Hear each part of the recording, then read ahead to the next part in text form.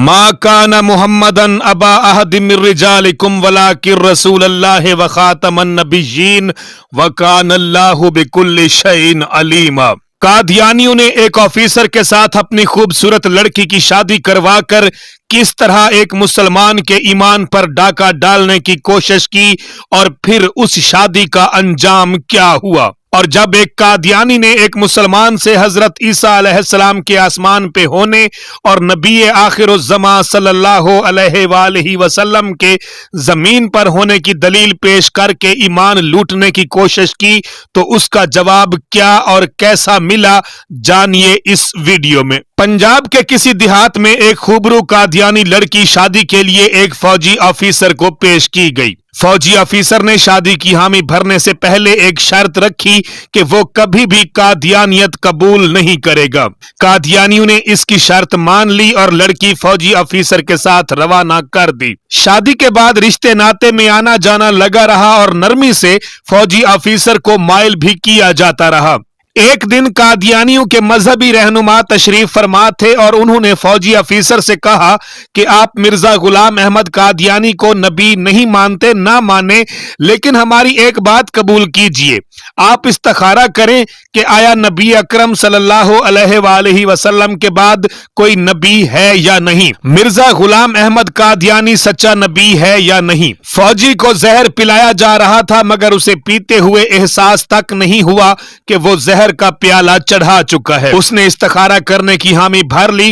रात को इस्तिखारा किया तो ख्वाब में नजर आया कि मिर्जा गुलाम अहमद कादियानी नबी बना हुआ है और उसके आसपास लोग मौजूद हैं। सुबह उठा तो अपने किए हुए इस्तिखारे के मुताबिक कादियानियत पर ईमान ले आया।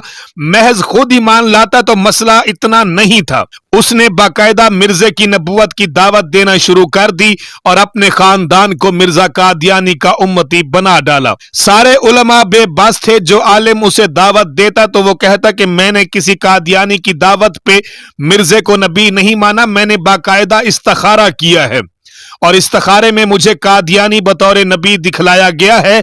मुझे आज खुद ख्वाब देखने का मौका मिला है। जब कोई भी आलिम इसे दलील से मुतमईन न कर सका तो वो तंग आकर उलमा से मिलना ही छोड़ गया। बिल आखिर चनाब नगर के जलसे में मौलाना यूसुफ लुधियानवी तशरीफ लाए।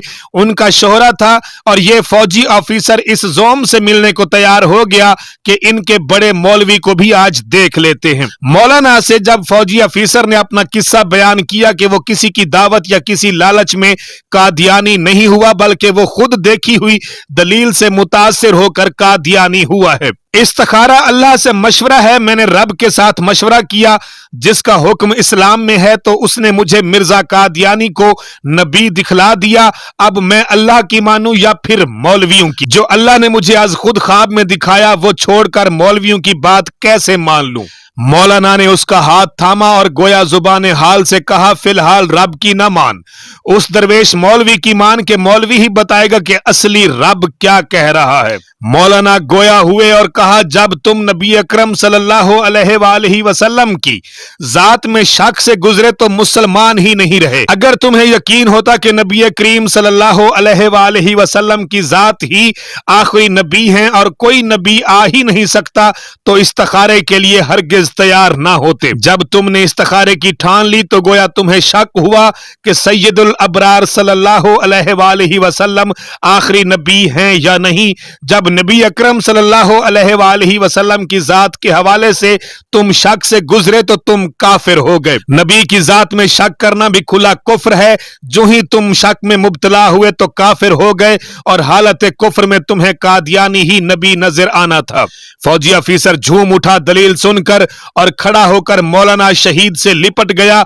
उसी वक्त तौबा की और फिर से मुसलमान हुआ। तो जरा सोचिए कि इब्तदा कहां से हुई, कैसे उसे नबी करीम सल्लल्लाहु अलैहि वसल्लम की जात के हवाले से शक में डाला गया और फिर अंजाम क्या हुआ।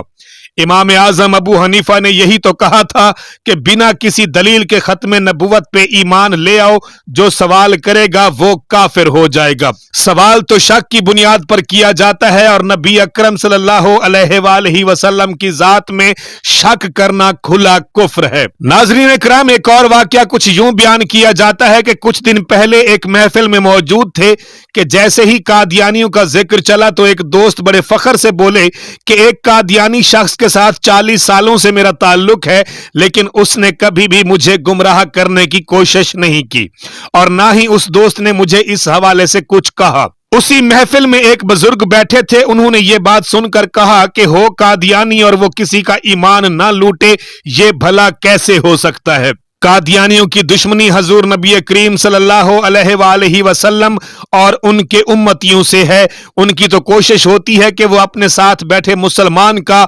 ईमान खरीद ले, और अगर ऐसा ना भी हो तो उनकी कोशिश होती है कि कुछ ऐसा जरूर किया जाए कि वो मुसलमान ही न रहे। जब उस दोस्त से पूछा गया कि क्या कभी आपसे किसी कादियानी ने कोई सवाल किया, तो उसने कहा कि बहुत अरसा पहले कादियानियों ने मुझसे एक सवाल किया था, लेकिन मैं उसका जवाब नहीं दे सका था। जब उस दोस्त से पूछा कि वो कौन सा सवाल था, तो वो बोला कि कादियानियों ने मुझसे कहा कि हजरत ईसा अलैहिस्सलाम तुम्हारे अकीदे के मुताबिक आसमान पर हयात हैं और नबी करीम सल्लल्लाहु अलैहि वसल्लम दुनिया से पर्दा फरमा गए हैं, तो तुम जरा समझाओ कि एक अफजल नबी नीचे हो और एक गैर अफजल नबी ऊपर कैसे हो सकता है।